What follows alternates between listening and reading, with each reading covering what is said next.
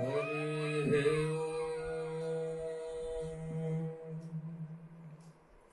नमः शिवाय।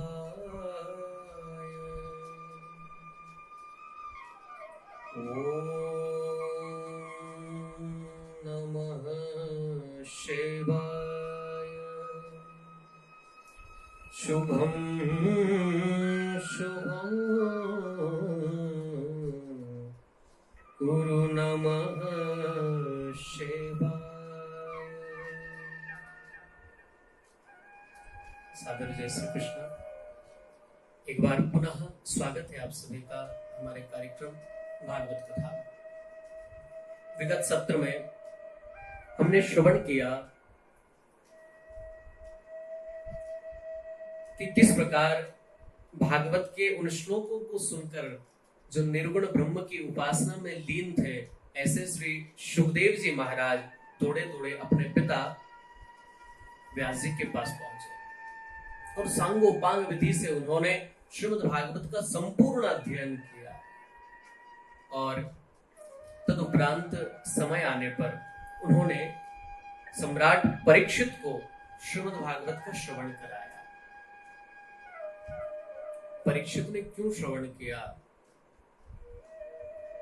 क्या कारण, और इतने बड़े चक्रवर्ती सम्राट को श्रवण करने का अवसर मिला कैसे, क्या कारण रहा होगा? ये सब प्रश्न सोनकादि 88,000 ऋषियों ने सूत जी से किए। तब सूत जी कहते हैं, ऋषियों मैं तुम्हें विस्तार पूर्वक बताता हूं, ध्यान से श्रवण करो। यदा मृधे कौरव संजयानां वीरेश्वरो वीरगतिं गतेषु। बात उस समय की है जब महाभारत का युद्ध लगभग अपनी पूर्णता की ओर था। सारे कौरव मारे जा चुके थे और युद्ध के अंतिम दिवस भीम की गदा से दुर्योधन की जंघा भी लहूलुहान हो चुकी थी और दुर्योधन की दोनों जांघें टूट गई थी। युद्ध के मैदान में पड़ा हुआ दुर्योधन कराह रहा था। इधर भगवान पांडवों को लेकर अपने शिविर में आ चुके थे और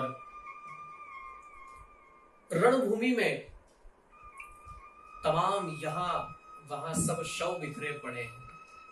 रक्त की मानो नदियां बह रही है। तमाम हिंसक पशु पक्षी आसपास मंडरा रहे हैं। जिसको जो अच्छा लगता है उसी शव को नोचता है, उसी पर झपटता है, उसी का रक्त पीता है।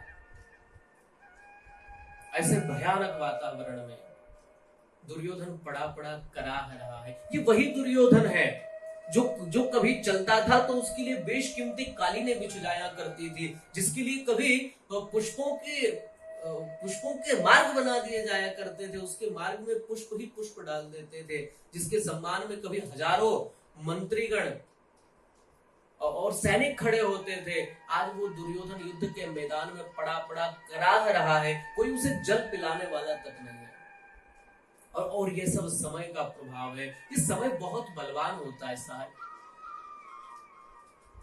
जब आपका समय अच्छा हो ना, दुर्योधन के पास भी बहुत समय था और अच्छा समय था, परंतु इसने उस अच्छे समय का दुरुपयोग किया। इसने दूसरों को पीड़ा पहुंचाई। जब इसका समय अच्छा था तो इसने औरों को दुख दिया। जब आपका समय अच्छा हो ना तो आप अच्छा भी कर सकते हो और बुरा भी कर सकते हैं। आपके पास दोनों करने का पावर होता है। उन दोनों को संपन्न करने की शक्ति आपके भीतर होती है। आप किसी का अहित भी कर सकते हैं, किसी का हित भी कर सकते हैं। इसलिए धन जीवन में जब आता है ना, तो एक बात का विशेष ध्यान रहे कि ये धन कहीं किसी के अहित में व्यय न हो रहा हो, किसी के अहित में खर्च न हो रहा हो। कई बार लोग धन देकर किसी को मरवा देते हैं, धन देकर कहते हैं इसका काम बिगड़ जाना चाहिए। ये आप धन की दुर्गति कर रहे हैं।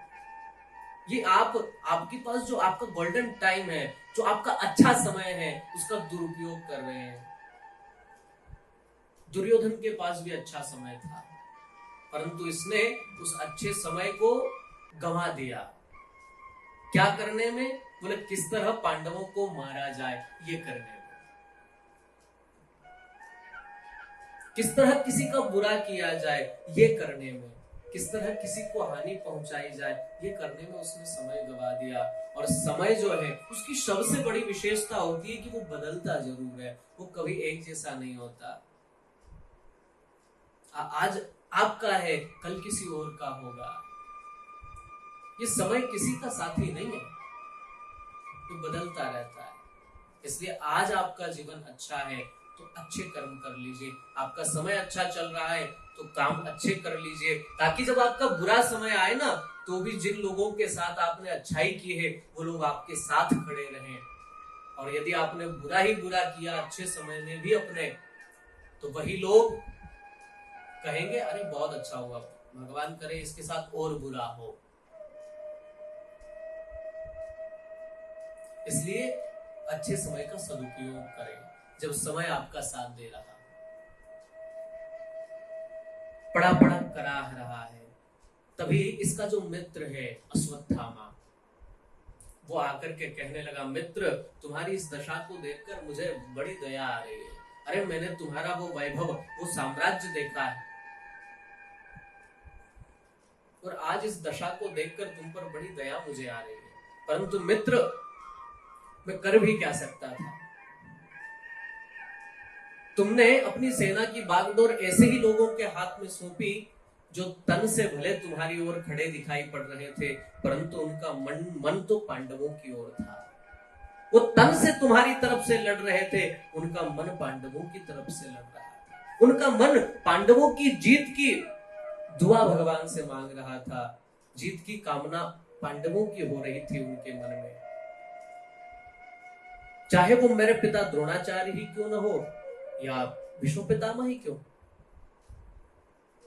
ये तन से तुम्हारी ओर खड़े थे परंतु मन से ये पांडवों की ओर ही थे।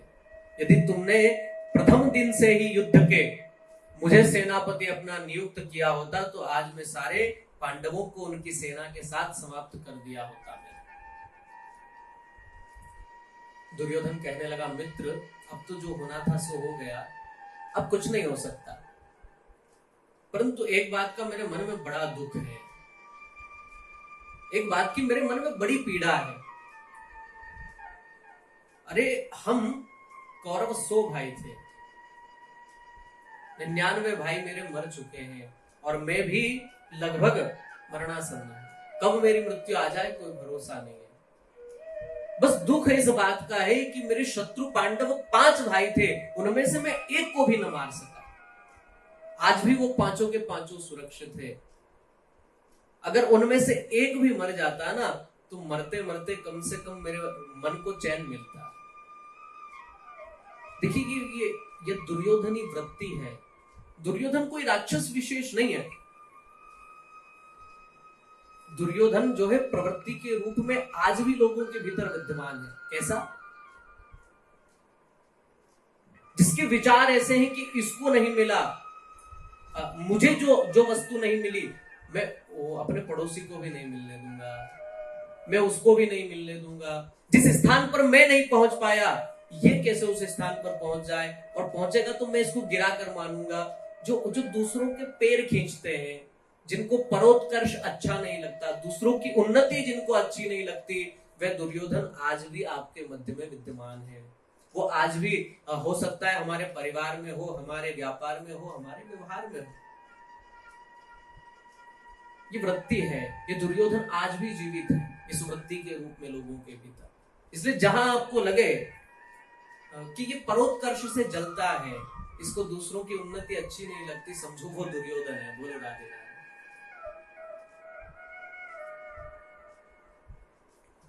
अश्वत्थामा ने कहा बस इतनी सी बात है। हाँ कर सकते हो तुम। दुर्योधन जानता था ये अश्वत्थामा के बस की बात नहीं।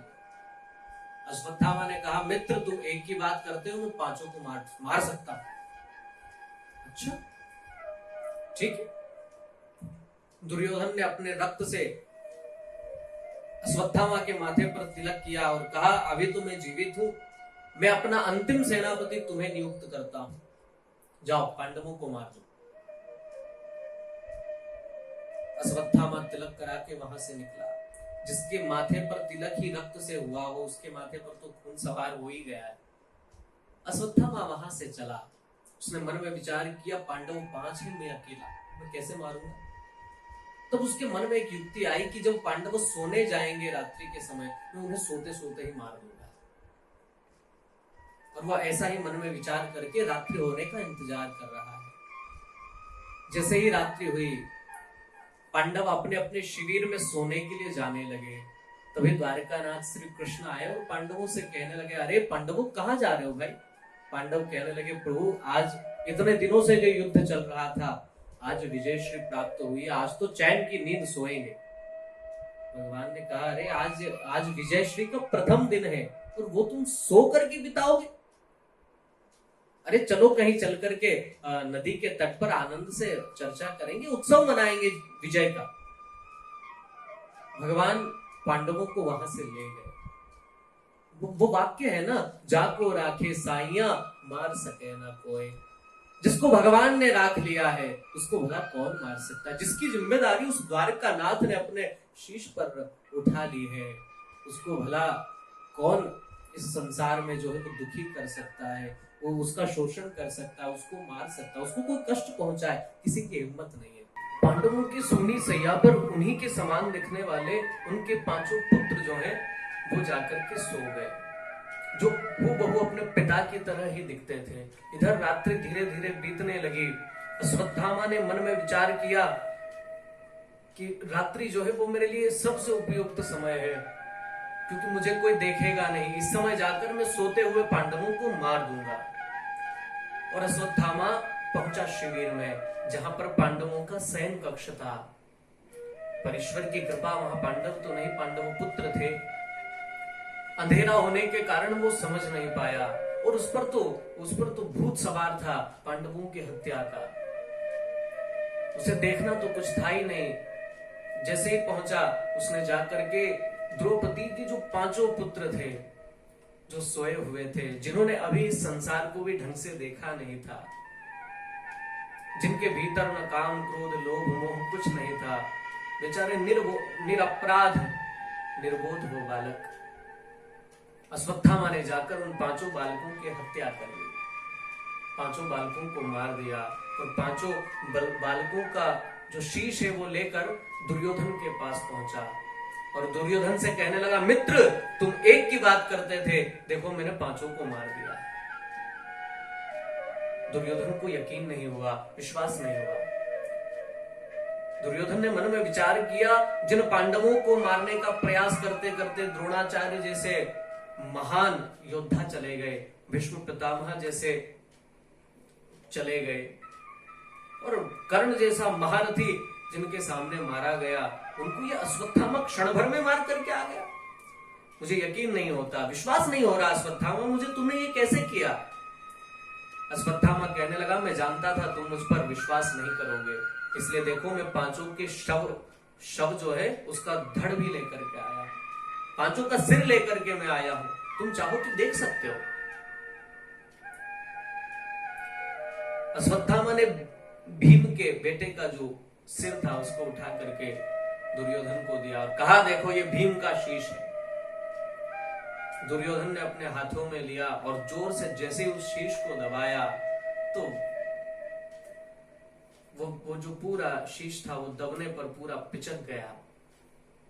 दुर्योधन कहने लगा, ये भीम का शीश नहीं हो सकता, क्योंकि भीम में तो 30,000 हाथियों का बल है। अंतिम युद्ध मेरा भीम के साथ ही हुआ है, मैं जानता हूं उसके शरीर में कितना बल था, इतनी आसानी से उसका मस्तिष्क टूट नहीं सकता। अब मुझे समझ आ गया है अश्वत्थामा, तुमने पांडवों को नहीं अपितु पांडव पुत्रों को मार दिया है, और इन निरपराध निर्बोध इन बालक से हमारा क्या लेना देना था। इन बालकों ने मेरा क्या दोष किया। तुमने इन निरपराध बालकों को मार करके अश्वत्थामा हमारे कुल में पानी देने वाला भी नहीं छोड़ा। अरे चाहे हम जन्म जन्मांतर के शत्रु रहे हो, किसी कारणवश शत्रुता हमें बढ़ गई हो,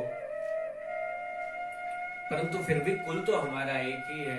हम तो 100 भाई वैसे ही मारे जा चुके हैं, और पांडवों के 5 बेटों को भी तुमने मारकर हमारे कुल में पानी देने वाला भी नहीं छोड़ा।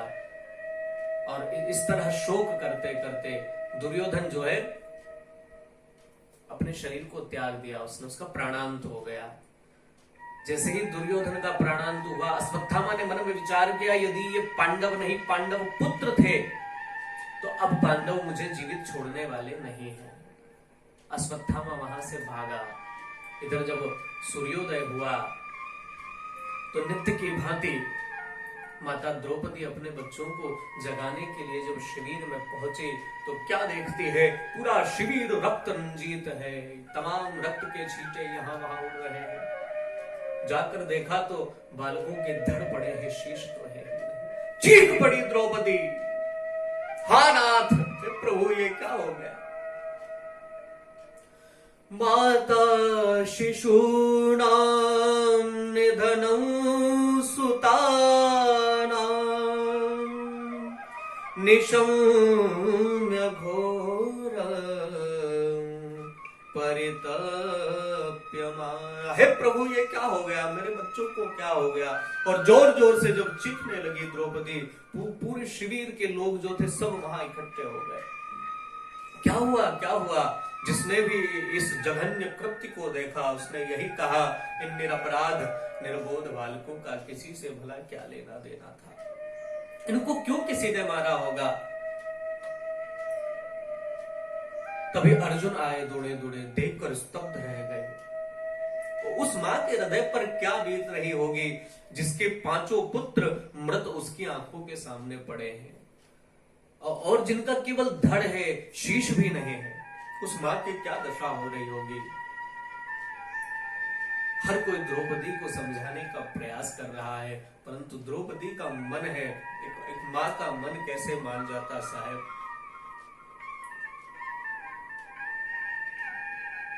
अर्जुन उठकर के खड़े हो गए।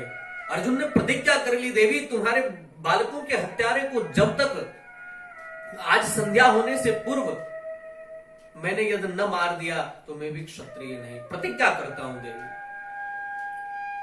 और तो और तुम्हारे सामने लाकर के ही मैं उसे मृत्यु दंड दूंगा। भगवान को इशारा किया, श्री कृष्ण को भगवान रथ पर सारथी बनकर बैठ गए। अर्जुन रथ पर बैठे हैं, चलो केशव अभी उसको ढूंढ कर लाते हैं, आखिर किसने इन निरपराध बालकों की हत्या की है। रथ चला, भगवान सारथी बने। अर्जुन ने कहा अश्वत्थामा की ओर रथ ले चलो, हमें पता चला है कि अश्वत्थामा ने यह जघन्य कृत्य किया। अब अश्वत्थामा आगे आगे भागा जा रहा है, अर्जुन पीछे पीछे। अश्वत्थामा को लगा कि अब मुझे अर्जुन जीवित नहीं छोड़ने वाला। अश्वत्थामा ने अपना ब्रह्मास्त्र चला दिया। जैसे ब्रह्मास्त्र चलाया अर्जुन घबरा गए। कृष्ण कृष्ण महाभाग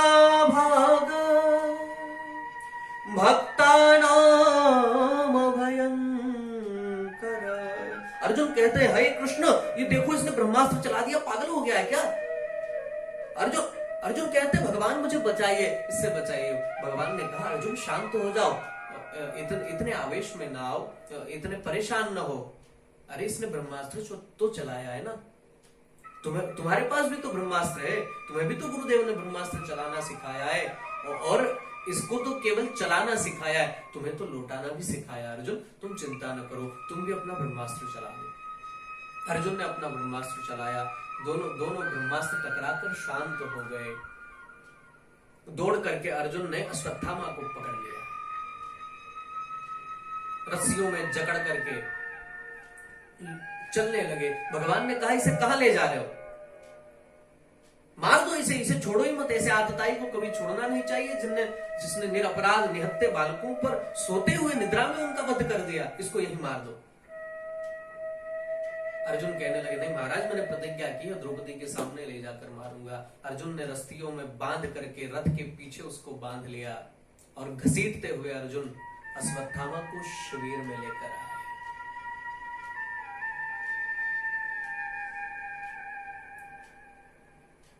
जैसे ही अश्वत्थामा को देखा हर कोई स्तब्ध रह गया। अरे अश्वत्थामा ने ये जघन्य कार्य किया, ये तो गुरु द्रोणाचार्य का बेटा है,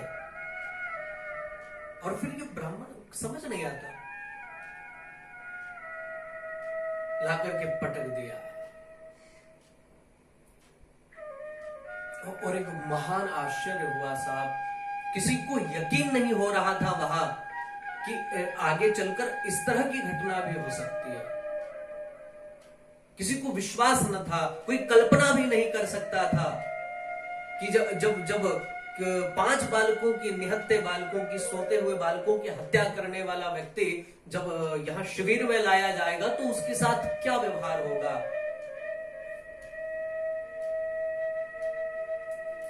लगभग सबको यही उम्मीद थी कि उसको मृत्युदंड दे दिया जाएगा, परंतु सबकी कल्पना से परे वहां पर कुछ घटा, कुछ घटना घटी। परंतु वो घटना क्या है, इसकी चर्चा हम लोग अगले सत्र में करेंगे। इसके लिए आप निरंतर हमारे कार्यक्रम के साथ बने रहें। सादर जय श्री